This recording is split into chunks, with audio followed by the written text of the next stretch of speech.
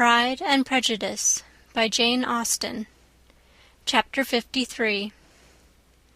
Mr. Wickham was so perfectly satisfied with this conversation that he never again distressed himself or provoked his dear sister Elizabeth by introducing the subject of it, and she was pleased to find that she had said enough to keep him quiet. The day of his and Lydia's departure soon came, and Mrs. Bennet was forced to submit to a separation which, as her husband by no means entered into her scheme of their all going to Newcastle, was likely to continue at least a 12-month. "Oh, my dear Lydia," she cried, "when shall we meet again?" "Oh, Lord, I don't know. Not these 2 or 3 years, perhaps. Write to me very often, my dear." "As often as I can. But you know married women have never much time for writing. My sisters may write to me. They will have nothing else to do." Mr. Wickham's adieus were much more affectionate than his wife's. He smiled, looked handsome, and said many pretty things. "He is as fine a fellow," said Mr. Bennet, as soon as they were out of the house, "as ever I saw. He simpers and smirks and makes love to us all. I am prodigiously proud of him. I defy even Sir William Lucas himself to produce a more valuable son-in-law." The loss of her daughter made Mrs. Bennet very dull for several days. "I often think," said she, "that there is nothing so bad as parting with one's friends. One seems so forlorn without them." "This is the consequence, you see, madam, of marrying a daughter," said Elizabeth. "It must make you better satisfied that your other 4 are single." "It is no such thing. Lydia does not leave me because she is married, but only because her husband's regiment happens to be so far off. If that had been nearer, she would not have gone so soon." But the spiritless condition which this event threw her into was shortly relieved, and her mind opened again to the agitation of hope by an article of news which then began to be in circulation. The housekeeper at Netherfield had received orders to prepare for the arrival of her master, who was coming down in a day or 2 to shoot there for several weeks. Mrs. Bennet was quite in the fidgets. She looked at Jane, and smiled and shook her head by turns.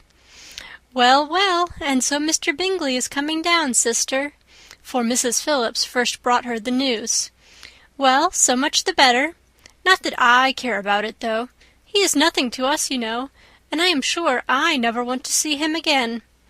But, however, he is very welcome to come to Netherfield, if he likes it.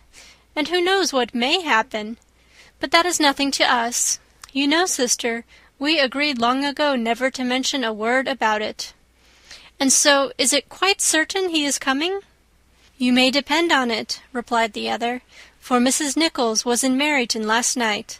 I saw her passing by, and went out myself on purpose to know the truth of it, and she told me that it was certain true. He comes down on Thursday at the latest, very likely on Wednesday. She was going to the butcher's, she told me, on purpose to order in some meat on Wednesday, and she has got 3 couple of ducks just fit to be killed." Miss Bennet had not been able to hear of his coming without changing colour. It was many months since she had mentioned his name to Elizabeth, but now, as soon as they were alone together, she said, "I saw you look at me to-day, Lizzie, when my aunt told us of the present report, and I know I appeared distressed. But don't imagine it was from any silly cause. I was only confused for the moment, because I felt that I should be looked at. I do assure you that the news does not affect me either with pleasure or pain. I am glad of one thing, that he comes alone, because we shall see the less of him. Not that I am afraid of myself, but I dread other people's remarks." Elizabeth did not know what to make of it. Had she not seen him in Derbyshire, she might have supposed him capable of coming there with no other view than what was acknowledged, but she still thought him partial to Jane, and she wavered as to the greater probability of his coming there with his friend's permission, or being bold enough to come without it. Yet it is hard, she sometimes thought, that this poor man cannot come to a house which he has legally hired without raising all this speculation. I will leave him to himself." In spite of what her sister declared, and really believed to be her feelings in the expectation of his arrival, Elizabeth could easily perceive that her spirits were affected by it. They were more disturbed, more unequal, than she had often seen them. The subject, which had been so warmly canvassed between their parents about a 12-month ago, was now brought forward again. "As soon as ever Mr. Bingley comes, my dear," said Mrs. Bennet, "you will wait on him, of course." "No, no. You forced me into visiting him last year, and promised if I went to see him he should marry one of my daughters. But it ended in nothing, and I will not be sent on a fool's errand again." His wife represented to him how absolutely necessary such an attention would be from all the neighbouring gentlemen on his returning to Netherfield. "'Tis an etiquette I despise," said he. "If he wants our society, let him seek it. He knows where we live. I will not spend my hours in running after my neighbours every time they go away and come back again." "Well, all I know is, that it will be abominably rude if you do not wait on him. But, however, that shan't prevent my asking him to dine here. I am determined. We must have Mrs. Long and the Gouldings soon. That will make 13 with ourselves, so there will be just room at table for him." Consoled by this resolution, she was the better able to bear her husband's incivility, though it was very mortifying to know that her neighbours might all see Mr. Bingley in consequence of it before they did. As the day of his arrival drew near, "I begin to be sorry that he comes at all," said Jane to her sister. "It would be nothing. I could see him with perfect indifference, but I can hardly bear to hear it thus perpetually talked of. My mother means well, but she does not know, no one can know, how much I suffer from what she says. Happy shall I be when his stay at Netherfield is over." "I wish I could say anything to comfort you," replied Elizabeth, "but it is wholly out of my power. You must feel it, and the usual satisfaction of preaching patience to a sufferer is denied me, because you have always so much." Mr. Bingley arrived. Mrs. Bennet, through the assistance of servants, contrived to have the earliest tidings of it, that the period of anxiety and fretfulness on her side might be as long as it could. She counted the days that must intervene before their invitation could be sent, hopeless of seeing him before. But on the 3rd morning after his arrival in Hertfordshire, she saw him, from her dressing-room window, enter the paddock and ride towards the house. Her daughters were eagerly called to partake of her joy. Jane resolutely kept her place at the table, but Elizabeth, to satisfy her mother, went to the window. She looked. She saw Mr. Darcy with him, and sat down again by her sister. "There is a gentleman with him, mamma," said Kitty. "Who can it be?" "Some acquaintance or other, my dear, I supposed. I am sure I do not know." "La!" replied Kitty, "it looks just like that man that used to be with him before. Mr. What's-his-name, that tall, proud man." "Good gracious, Mr. Darcy! And so it does, I vow. Well, any friend of Bingley's will always be welcome here, to be sure, but else I must say that I hate the very sight of him." Jane looked at Elizabeth with surprise and concern. She knew but little of their meeting in Derbyshire, and therefore felt for the awkwardness which must attend her sister in seeing him almost for the first time after receiving his explanatory letter. Both sisters were uncomfortable enough. Each felt for the other, and of course for themselves, and their mother talked on, of her dislike of Mr. Darcy, and her resolution to be civil to him only as Mr. Bingley's friend, without being heard by either of them. But Elizabeth had sources of uneasiness which could not be suspected by Jane, to whom she had never yet had courage to show Mrs. Gardiner's letter, or to relate her own change of sentiment towards him. To Jane he could be only a man whose proposals she had refused, and whose merit she had undervalued.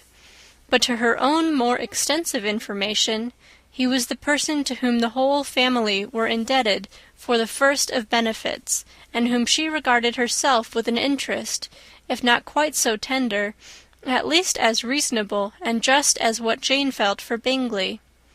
Her astonishment at his coming to Netherfield, to Longbourn, and voluntarily seeking her again, was almost equal to what she had known on first witnessing his altered behaviour in Derbyshire. The colour which had been driven from her face returned for half a minute with an additional glow, and a smile of delight added lustre to her eyes, as she thought for that space of time that his affection and wishes must still be unshaken. But she would not be secure. "Let me first see how he behaves," said she. "It will then be early enough for expectation." She sat intently at work, striving to be composed, and without daring to lift up her eyes, till anxious curiosity carried them to the face of her sister as the servant was approaching the door. Jane looked a little paler than usual, but more sedate than Elizabeth had expected. On the gentlemen's appearing, her colour increased, yet she received them with tolerable ease, and with a propriety of behaviour equally free from any symptom of resentment or any unnecessary complaisance. Elizabeth said as little to either as civility would allow, and sat down again to her work, with an eagerness which it did not often command. She had ventured only one glance at Darcy. He looked serious, as usual, and she thought more as he had been used to look in Hertfordshire than as she had seen him at Pemberley. But perhaps he could not in her mother's presence be what he was before her uncle and aunt. It was a painful, but not an improbable, conjecture. Bingley she had likewise seen for an instant, and in that short period saw him looking both pleased and embarrassed. He was received by Mrs. Bennet with a degree of civility which made her two daughters ashamed, especially when contrasted with the cold and ceremonious politeness of her curtsy and address to his friend. Elizabeth particularly, who knew that her mother owed to the latter the preservation of her favourite daughter from irremediable infamy, was hurt and distressed to a most painful degree by a distinction so ill applied. Darcy, after inquiring of her how Mr. and Mrs. Gardiner did, a question which she could not answer without confusion, said scarcely anything. He was not seated by her. Perhaps that was the reason of his silence, but it had not been so in Derbyshire. There he had talked to her friends when he could not to herself. But now several minutes elapsed without bringing the sound of his voice, and when, occasionally, unable to resist the impulse of curiosity, she raised her eyes to his face, she as often found him looking at Jane as at herself, and frequently on no object but the ground. More thoughtfulness and less anxiety to please than when they last met were plainly expressed. She was disappointed, and angry with herself for being so. "Could I expect it to be otherwise?" said she. "Yet why did he come?" She was in no humour for conversation with anyone but himself, and to him she had hardly courage to speak. She inquired after his sister, but could do no more. "It is a long time, Mr. Bingley, since you went away," said Mrs. Bennet. He readily agreed to it. "I began to be afraid you would never come back again. People did say you meant to quit the place entirely at Michaelmas; but, however, I hope it is not true. A great many changes have happened in the neighbourhood since you went away. Miss Lucas is married and settled, and one of my own daughters. I suppose you have heard of it. Indeed, you must have seen it in the papers. It was in the Times and the Courier, I know, though it was not put in as it ought to be. It was only said, 'Lately George Wickham to Miss Lydia Bennet,' without there being a syllable said of her father, or the place where she lived, or anything. It was my brother Gardiner's drawing up, too, and I wonder how he came to make such an awkward business of it. Did you see it?" Bingley replied that he did, and made his congratulations. Elizabeth dared not lift up her eyes. How Mr. Darcy looked, therefore, she could not tell. "It is a delightful thing, to be sure, to have a daughter well married," continued her mother, "but at the same time, Mr. Bingley, it is very hard to have her taken such away from me. They are gone down to Newcastle, a place quite northward, it seems, and there they are to stay, I do not know how long. His regiment is there, for I suppose you have heard of his leaving the shire, and of his being gone into the regulars.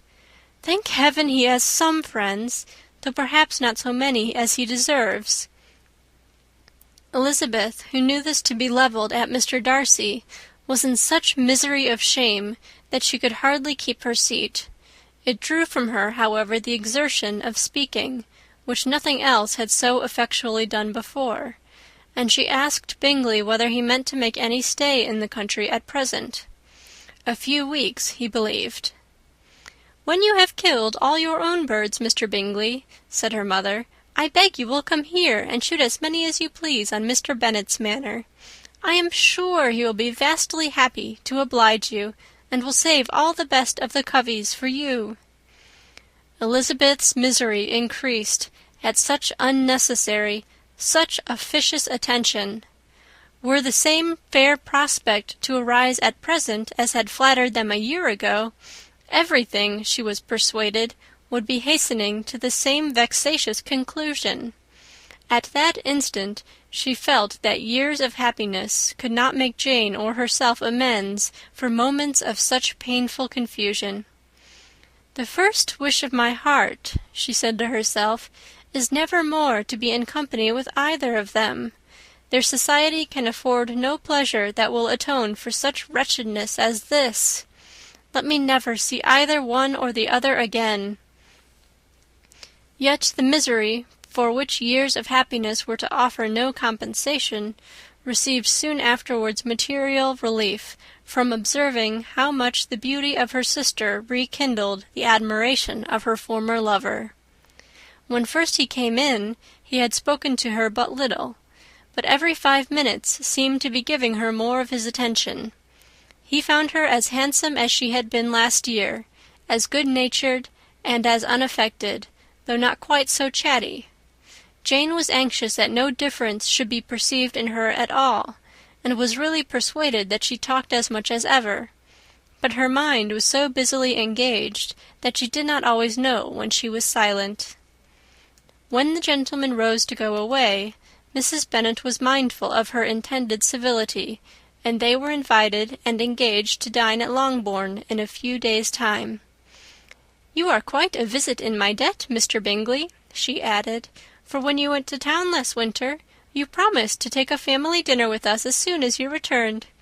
I have not forgot, you see, and I assure you I was very much disappointed that you did not come back and keep your engagement." Bingley looked a little silly at this reflection, and said something of his concern at having been prevented by business. They then went away. Mrs. Bennet had been strongly inclined to ask them to stay and dine there that day, but, though she always kept a very good table, she did not think anything less than 2 courses could be enough for a man on whom she had such anxious designs, or satisfy the appetite and pride of one who had 10,000 a year. End of chapter 53. Chapter 54. As soon as they were gone, Elizabeth walked out to recover her spirits, or in other words, to dwell without interruption on those subjects that must deaden them more. Mr. Darcy's behaviour astonished and vexed her. "Why, if he came only to be silent, grave, and indifferent," said she, "did he come at all?" She could settle it in no way that gave her pleasure. "He could be still amiable, still pleasing to my uncle and aunt when he was in town, and why not to me? If he fears me, why come hither? If he no longer cares for me, why silent? Teasing, teasing man! I will think no more about him." Her resolution was for a short time involuntarily kept by the approach of her sister, who joined her with a cheerful look, which showed her better satisfied with their visitors than Elizabeth. "Now," said she, "that this first meeting is over, I feel perfectly easy. I know my own strength, and I shall never be embarrassed again by his coming. I am glad he dines here on Tuesday. It will then be publicly seen that, on both sides, we meet only as common and indifferent acquaintance." "Yes, very indifferent indeed," said Elizabeth laughingly. "Oh, Jane, take care." "My dear Lizzie, you cannot think me so weak as to be in danger now." "I think you are in very great danger of making him as much in love with you as ever." They did not see the gentleman again till Tuesday, and Mrs. Bennet in the meanwhile was giving way to all the happy schemes which the good humour and common politeness of Bingley and half an hour's visit had revived. On Tuesday there was a large party assembled at Longbourn, and the two who were most anxiously expected, to the credit of their punctuality as sportsmen, were in very good time. When they repaired to the dining-room, Elizabeth eagerly watched to see whether Bingley would take the place which, in all their former parties, had belonged to him, by her sister. Her prudent mother, occupied by the same ideas, forbore to invite him to sit by herself. On entering the room, he seemed to hesitate, but Jane happened to look round, and happened to smile. It was decided. He placed himself by her. Elizabeth, with a triumphant sensation, looked towards his friend. He bore it with noble indifference, and she would have imagined that Bingley had received his sanction to be happy, had she not seen his eyes likewise turned towards Mr. Darcy, with an expression of half-laughing alarm. His behaviour to her sister was such, during dinner-time, as showed an admiration of her, which, though more guarded than formerly, persuaded Elizabeth that if left wholly to himself, Jane's happiness and his own would be speedily secured. Though she dared not depend upon the consequence, she yet received pleasure from observing his behaviour. It gave her all the animation that her spirits could boast, for she was in no cheerful humour. Mr. Darcy was almost as far from her as the table could divide them. He was on one side of her mother. She knew how little such a situation would give pleasure to either, or make either appear to advantage. She was not near enough to hear any of their discourse, but she could see how seldom they spoke to each other, and how formal and cold was their manner whenever they did. Her mother's ungraciousness made the sense of what they owed him more painful to Elizabeth's mind, and she would at times have given anything to be privileged to tell him that his kindness was neither unknown nor unfelt by the whole of the family. She was in hopes that the evening would afford some opportunity of bringing them together, that the whole of the visit would not pass away without enabling them to enter into something more of conversation than the mere ceremonious salutation attending his entrance. Anxious and uneasy, the period which passed in the drawing-room before the gentleman came was wearisome and dull to a degree that almost made her uncivil. She looked forward to their entrance as the point on which all her chance of pleasure for the evening must depend. "If he does not come to me then," said she, "I shall give him up forever." The gentleman came, and she thought he looked as if he would have answered her hopes. But, alas! the ladies had crowded round the table where Miss Bennet was making tea, and Elizabeth pouring out the coffee, in so close a confederacy that there was not a single vacancy near her which would admit of a chair.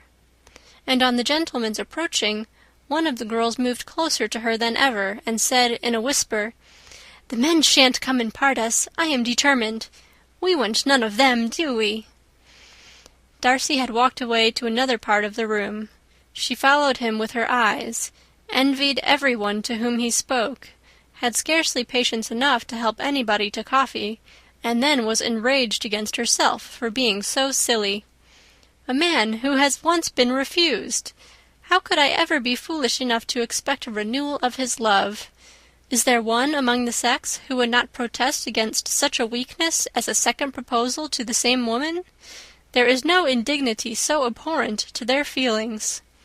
She was a little revived, however, by his bringing back his coffee-cup himself, and she seized the opportunity of saying, "Is your sister at Pemberley still?"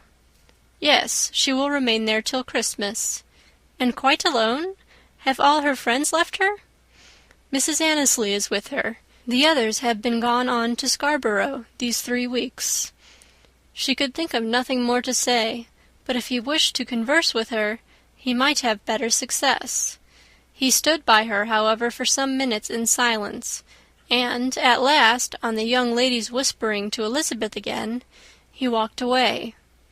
When the tea things were removed and the card tables placed, the ladies all rose, and Elizabeth was then hoping to be soon joined by him, when all her views were overthrown by seeing him fall a victim to her mother's rapacity for whist players, and in a few moments after seated with the rest of the party. She now lost every expectation of pleasure. They were confined for the evening at different tables, and she had nothing to hope but that his eyes were so often turned towards her side of the room as to make him play as unsuccessfully as herself. Mrs. Bennet had designed to keep the 2 Netherfield gentlemen to supper, but their carriage was unluckily ordered before any of the others, and she had no opportunity of detaining them. "Well, girls," said she, as soon as they were left to themselves, "what say you to the day? I think everything has passed off uncommonly well, I assure you. The dinner was as well dressed as any I ever saw. The venison was roasted to a turn, and everybody said they never saw so fat a haunch. The soup was 50 times better than what we had at the Lucases last week, and even Mr. Darcy acknowledged that the partridges were remarkably well done, and I suppose he has 2 or 3 French cooks at least. And my dear Jane, I never saw you look in greater beauty. Mrs. Long said so too, for I asked her whether you did not, and what do you think she said besides? 'Ah, Mrs. Bennet, we shall have her at Netherfield at last.' She did indeed. I do think Mrs. Long is as good a creature as ever lived, and her nieces are very pretty behaved girls, and not at all handsome. I like them prodigiously." Mrs. Bennet, in short, was in very great spirits. She had seen enough of Bingley's behaviour to Jane to be convinced that she would get him at last, and her expectations of advantage to her family, when in a happy humour, were so far beyond reason that she was quite disappointed at not seeing him there again the next day to make his proposals. "It has been a very agreeable day," said Miss Bennet to Elizabeth. "The party seemed so well selected, so suitable one with the other. I hope we may often meet again." Elizabeth smiled. "Lizzie, you must not do so. You must not suspect me. It mortifies me. I assure you that I have now learnt to enjoy his conversation as an agreeable and sensible young man, without having a wish beyond it. I am perfectly satisfied, from what his manners now are, that he never had any design of engaging my affection. It is only that he is blessed with greater sweetness of address and a stronger desire of generally pleasing than any other man." "You are very cruel," said her sister. "You will not let me smile, and are provoking me to it every moment." "How hard it is in some cases to be believed!" "And how impossible in others!" "But why should you wish to persuade me that I feel more than I acknowledge?" "That is a question which I hardly know how to answer. We all love to instruct, though we can teach only what is not worth knowing. Forgive me, and if you persist in indifference, do not make me your confidant." End of chapter 54. Pride and Prejudice by Jane Austen. Chapter 55. A few days after this visit, Mr. Bingley called again, and alone. His friend had left him that morning for London, but was to return home in 10 days' time. He sat with them above an hour, and was in remarkably good spirits. Mrs. Bennet invited him to dine with them, but, with many expressions of concern, he confessed himself engaged elsewhere. "Next time you call," said she, "I hope we shall be more lucky." He should be particularly happy at any time, etc., etc., and if she would give him leave, would take an early opportunity of waiting on them. "Can you come tomorrow?" Yes, he had no engagement at all for tomorrow, and her invitation was accepted with alacrity. He came, and in such very good time that the ladies were none of them dressed. In ran Mrs. Bennet to her daughter's room, in her dressing-gown, and with her hair half finished, crying out, "My dear Jane, make haste and hurry down. He is come. Mr. Bingley is come. He is indeed. Make haste, make haste. Here, Sarah, come to Miss Bennet this moment and help her on with her gown. Never mind Miss Lizzie's hair." "We will be down as soon as we can," said Jane, "but I dare say Kitty is forwarder than either of us, for she went upstairs half an hour ago." "Oh, hang Kitty! What has she to do with it? Come, be quick, be quick! Where is your sash, my dear?" But when her mother was gone, Jane would not be prevailed on to go down without one of her sisters. The same anxiety to get them by themselves was visible again in the evening. After tea, Mr. Bennet retired to the library, as was his custom, and Mary went upstairs to her instrument. 2 obstacles of the 5 being thus removed, Mrs. Bennet sat looking and winking at Elizabeth and Catherine for a considerable time without making any impression on them. Elizabeth would not observe her, and when at last Kitty did, she very innocently said, "What is the matter, mamma? What do you keep winking at me for? What am I to do?" "Nothing, child, nothing. I did not wink at you." She then sat still 5 minutes longer, but, unable to waste such a precious occasion, she suddenly got up, and saying to Kitty, "Come here, my love, I want to speak to you," took her out of the room. Jane instantly gave a look at Elizabeth which spoke her distress at such premeditation, and her entreaty that she would not give in to it.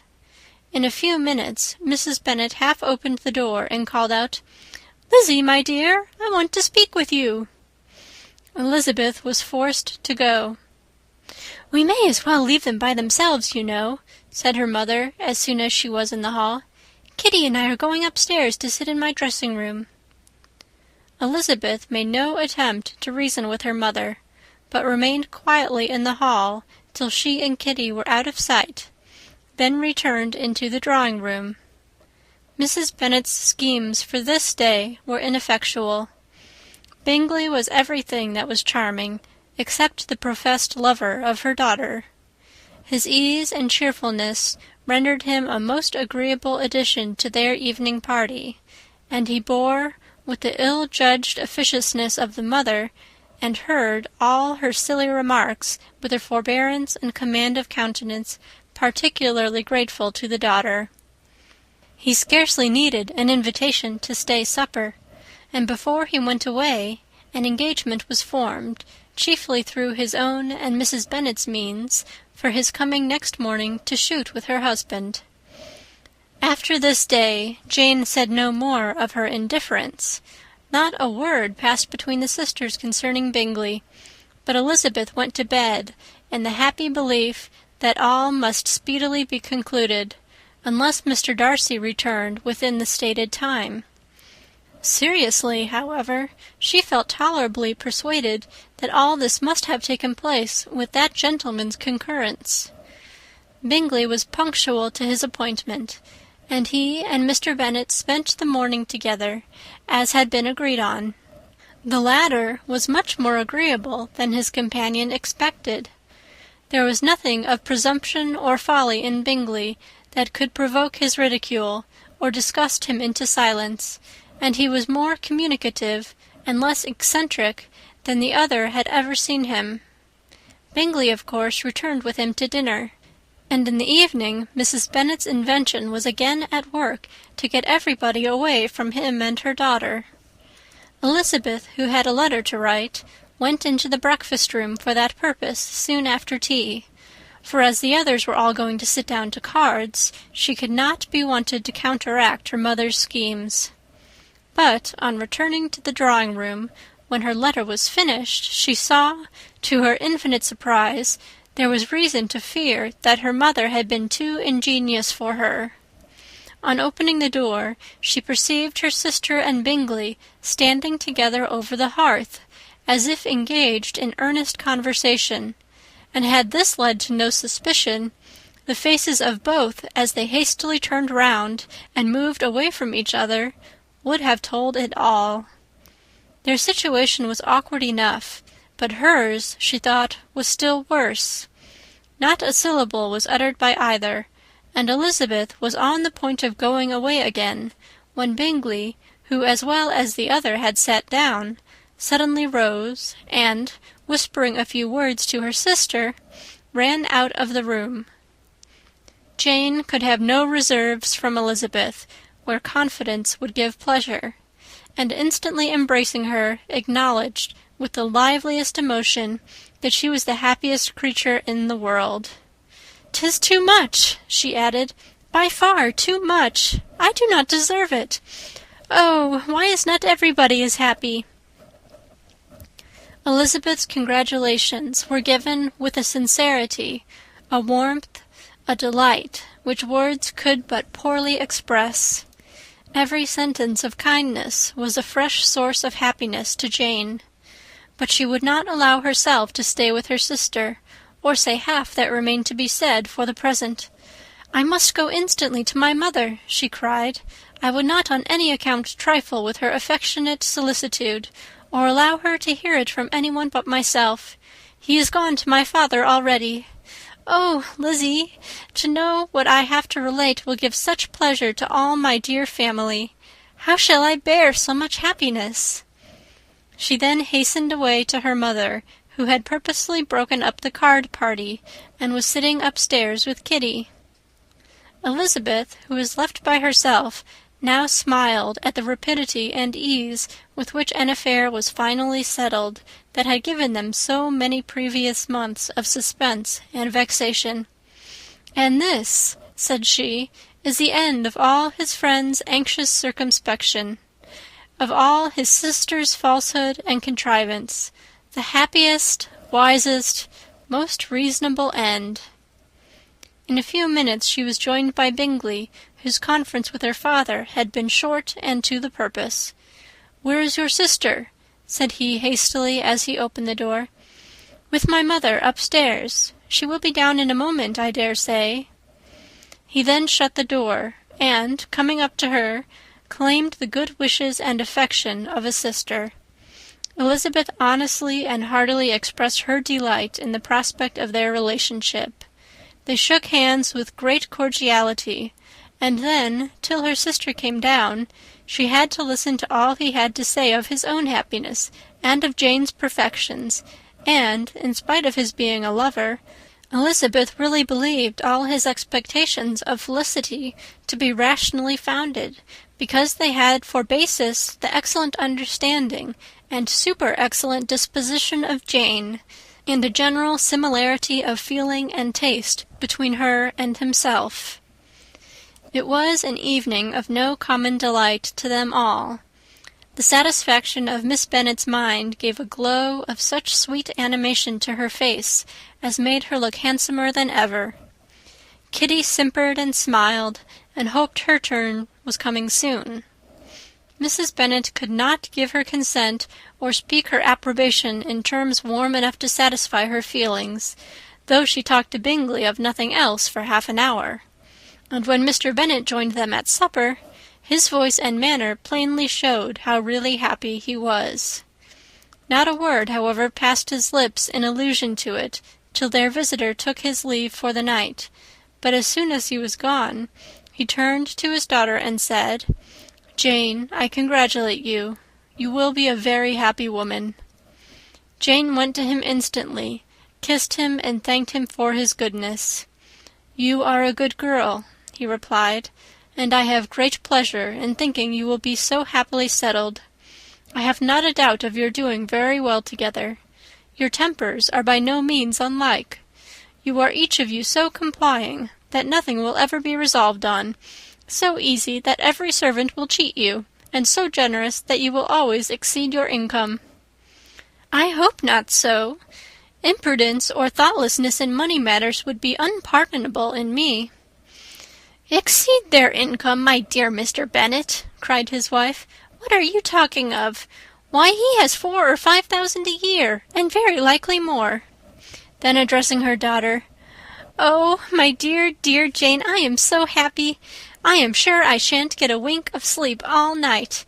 I knew how it would be. I always said it must be so at last. I was sure you could not be so beautiful for nothing.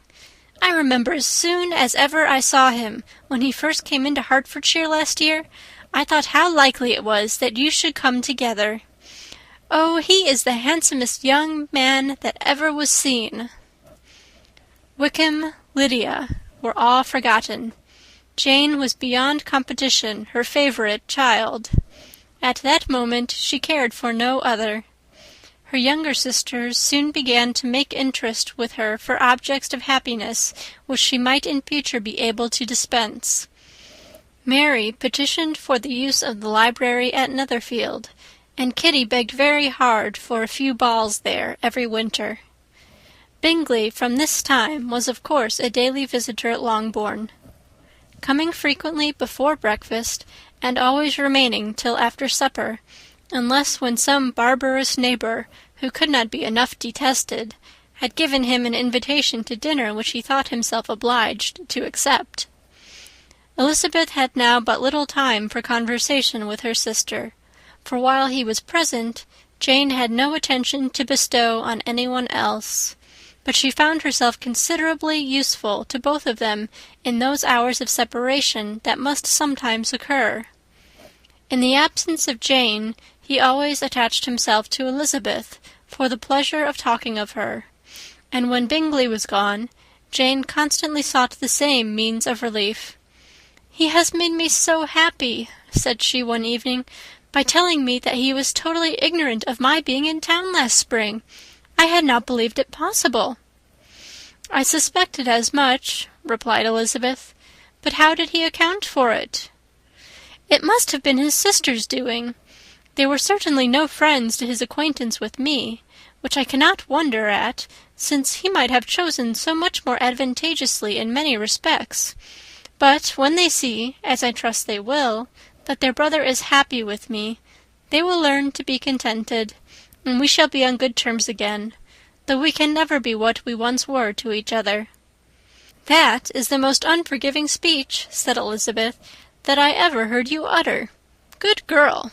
It would vex me indeed to see you again the dupe of Miss Bingley's pretended regard."